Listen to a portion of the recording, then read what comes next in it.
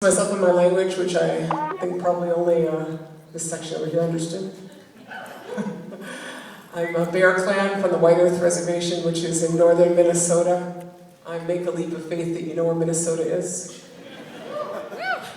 Over there. And very honored, as I said, to be here. I thought about what I was going to say to you. First, I guess I want to say things you probably already know, that the water belongs to the Creator. Doesn't belong to a corporation, the water belongs to the Creator. And that the land doesn't belong to us, but we belong to the land. Keep those thoughts. Because we heard a lot of other stuff in our lives. I got a pretty good education myself, and pretty much that's not what they tell us. But think about the possibility of kind of decolonizing our thinking so that we can live here a little longer. Or maybe, as my friend Mike Wiggins says, he looks around, he's fighting mines in northern Wisconsin, and he says, seems like people don't want to live here another 1,000 years. How about if we are the people that want to live here a long time? How about if we take the responsibility to be those people? What does that mean? We are from here, nowhere else. You know, I agree with what Naomi said. America and Canada are full of a society of transients. That's what it's based on, the idea that somehow there'll be greener pastures someplace else. The West is a state of mind. Just keep moving, it's going to be good. And that whole process means that people do not root, do not have accountability, do not have relationship. And at some point we got to quit. We got to say, we are from here. We are from here. And I think about that often, and what I am saying in that is, I make it very clear. I'm not a patriot to a flag. I'm a patriot to a land.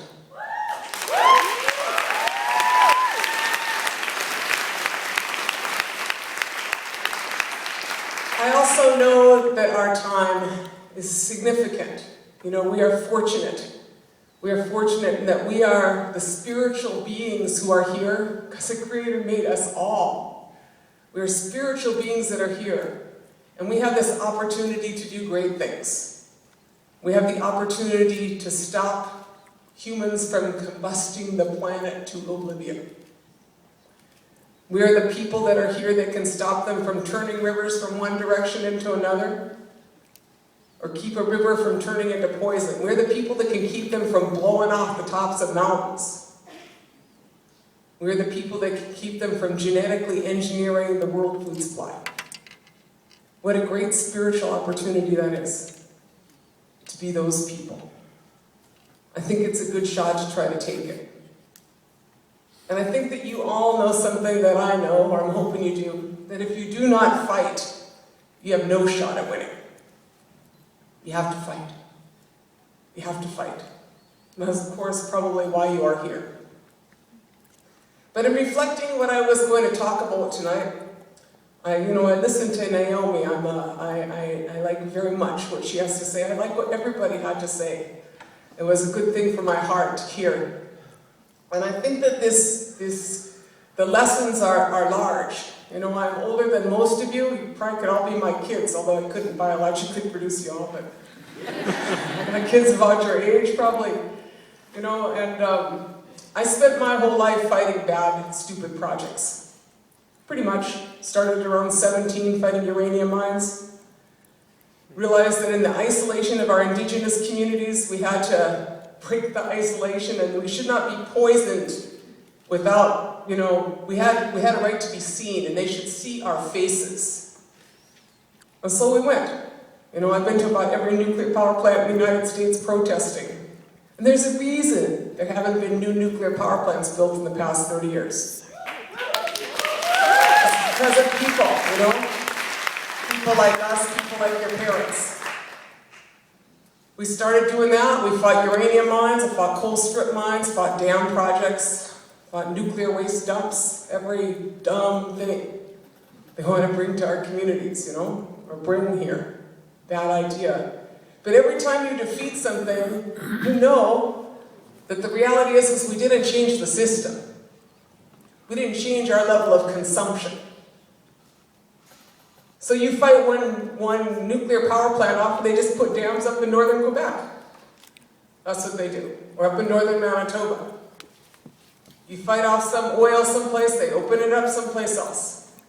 In the end, we have to deal with the systemic issues of a predator society. Because that is what we live in, a society based on empire, based on conquest. And it is not sustainable. And so we have to have the courage somehow to let go of some of what they put in our heads, or some of that Kool-Aid that we all drank. Because we did. We all drank it. We got North American entitlement issues. You know, that entitle us to consume, what, 1/3 of the world's resources, right? And say, you know, it is unfortunate, good thing we're providing jobs for the rest of you over there. That's entitlement. First world problems, that's what we say in the house. My cell phone's not working today, first world problem. You know, I know you all say these things.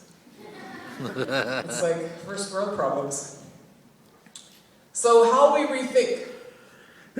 Let me ask you to kind of try to set it aside for a couple minutes and think about what it is to have a worldview that might last 1,000 years. I've had a lot of privilege in my life, and in our community we have some teachings that I think are teachings of the essence of a sustainability. We have a teaching that is that the Creator's law is the highest law, higher than the laws made by nations, states, and municipalities. And one would do well to live in accordance with the Creator's law. We have a teaching in Dinaway Mugganatuk, which means we are all related. After all, we're all like 99.9% the same, which I know really bummed out the white supremacists. We're real close, you know? And in our teachings as Anishinaabe people, we say our relatives have fins and roots, paws, hooves, wings. We are all related. What we understand is that things which are natural are cyclical. The moons, the tides, the seasons, our bodies themselves. Cyclical. There's a whole accountability thing in that cyclical thing. And we understand, and one of our fundamental teachings is in each deliberation we consider the impact upon the 7th generation from now. Because we're the ones that have an excellent opportunity to do so. We are here. So they count on us. Oh, I'm back. That is pretty much not America or Canada, is it? Nope. Instead of believing that the Creator's law, we live in a continent that thinks that man's laws are the highest laws. So you can allocate pollution credits, you can change recommended daily allowances of pollutants, who's in power. You could allocate and over-allocate the water in western water basins until there is none in there. And you can do the crime of the Athabascan River system, you can commit that crime under your law. Instead of believing that we're related, we are totally anthropocentric. Well, we're Eurocentric, or, centric about our rights and entitlement as North Americans too, but we're just like all about us. So we make paupers of our relatives. Whether you are a salmon in a river system, or in the ocean, a whale, a wolf, we make paupers of them, or a buffalo. Drive them to the edge of extinction and call it Darwin. No, it's public policy. That's what does that. Greed. Instead of having a cyclical system, we live in a linear world. Naomi's critiques are very good on this. I mean, the reality is the two best examples of a linear economy, first is waste management, growing industry, huh? If you want like long-term stability, offer to be a waste dump. Because that's what we produce. 30 trillion pounds in the US. That doesn't even include wastewater, which I haven't figured out what wastewater is since they aren't making any new water. That's a linear economic system. Similarly, we're very good at producing waste people. That's the prison industrial complex. United States leads in that. Of the 9.1 million prisoners in the world, 2.1 million are in the United States. Growth economy. I got plenty of relatives that have been in and out of that. And that's the community I work in. Not sustainable. Growth economies based on linear systems. And finally, instead of thinking intergenerationally, what do we do well? Corporate profits quarterly. That's what it's all about. And we, North Americans, I'm up to 6 kids I raise now. I didn't actually produce them all, just wanted to share that with you. Really impatient. Average North American child watches a TV show, 47 minutes. They got a little problem, develops, little character development, solved. Like that. That's not real. You know? Things take a while to get messed up, things take a while to fix. Have some patience, be long haul people. Take care of yourselves. So here we are, this opportunity to do the right thing. We need to make sure that no matter how many times they say the lie or they tell the lie, doesn't mean it's true. You know how this works. So for instance, one of the best lies I hear them say is, you cannot match American energy demand or Canadian energy demand with renewables. You guys heard this one? Lie. Well, first, there is some truth in it. Because in the US, 57% of the energy that is produced between point of production and point of consumption, 57% is wasted. Highly inefficient systems. Between power lines, inefficient production, inefficient consumption. You understand what I'm saying? So, really, who would want to meet such an inefficient demand? We shouldn't be forced to meet an inefficient system. We should create efficiency in our systems.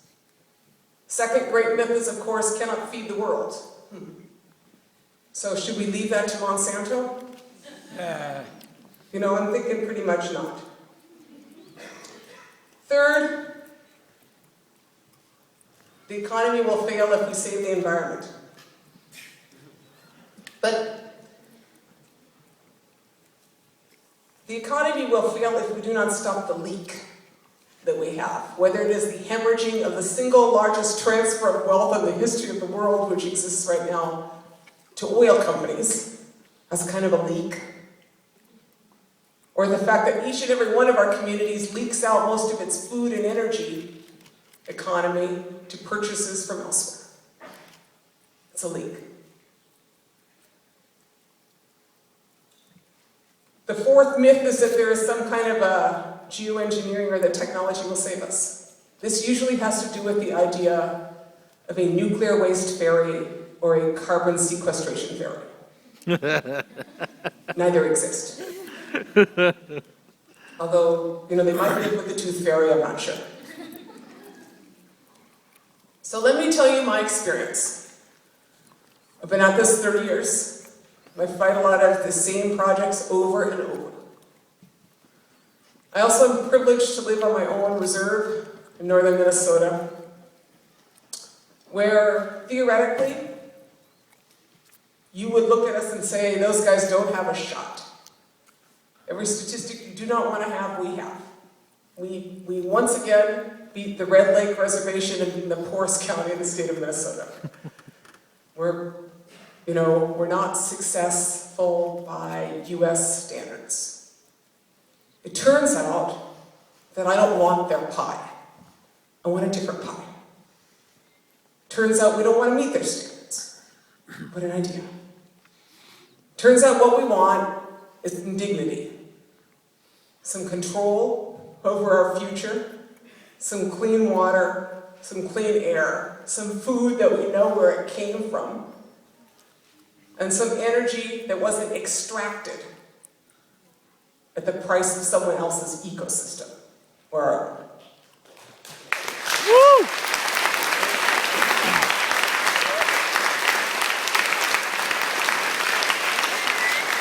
So we start working on this, and first we did this study, food and energy. We discovered we spent $8 million a year on food, of which we spend $7 million like that off reservation at Walmart, Food Service of America.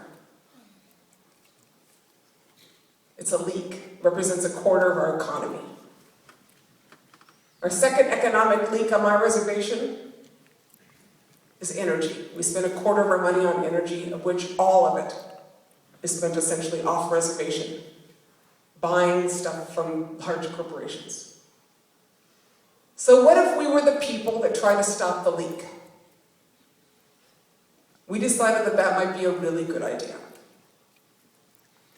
So you start with some efficiency, put up some solar thermal panels on the south side of the poorest people in your community's houses to reduce 25% of their heating bill.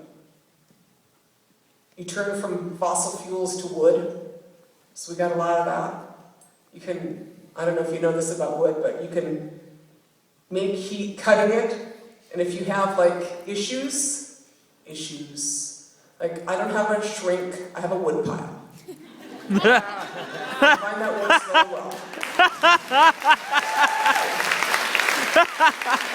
It's cheaper and I get more done. My house is warm. My whole family has issues, we go to the wood pile.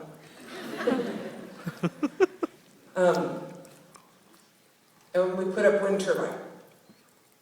So we're working on this wind turbine thing. We have this thing going in northern Minnesota, I call it wind turbine envy. And the thing about putting up a wind turbine, for those of you who want to be liberated, is when you put up a wind turbine, you get to say you had an erection.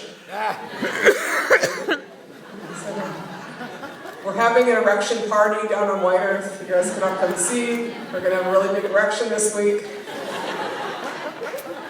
It's totally liberating. Anyway, so we need a lot more of those.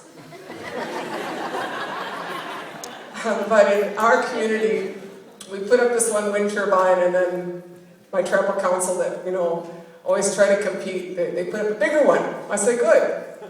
You can have a bigger erection. That's fabulous. And this other reservation want to have a bigger erection than that. I said, that's just great. But the key in this is that we want to be the indigenous people that actually own our energy system. I don't want to lease it to, Excel Corporation or Ontario Power or Ontario Hydro. I don't want to lease it to anybody. I want to own it. We don't want to be in the back seat. We want to be driving. And so for that model, there's not a North American model for that. You got to go to Denmark. Those really radical Danes, where about 75% of the wind capacity is owned by farmers or co-ops.